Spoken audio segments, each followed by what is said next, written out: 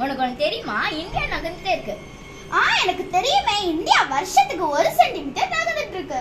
அது எப்படி நகருதுன்னு தெரியுமா? தெரியாதே. நான் சொல்றேன்.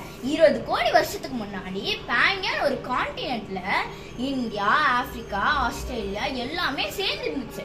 மோர்டன் கோர்னால அது நகர்ந்ததுனால இந்தியா தனியா பிரிஞ்சிருச்சு. நார்மலா எல்லா கான்டினென்ட்டும் வருஷத்துக்கு 5 சென்டிமீட்டர் தானே நகரும். ஆனா நம்ம இந்தியா மட்டும் வருஷத்துக்கு 20 சென்டிமீட்டர் நகருது.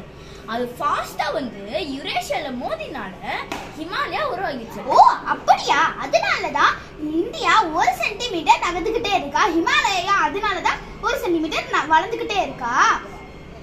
அதனாலதான் மண் சரிவு, நிலநடுக்கம் அதெல்லாம் இருக்கா. இது இம்பார்ட்டன்டான விஷயம் இல்ல, நீங்க தெரிஞ்சுக்கோங்க. உனக்கு ஒண்ணு தெரியுமா?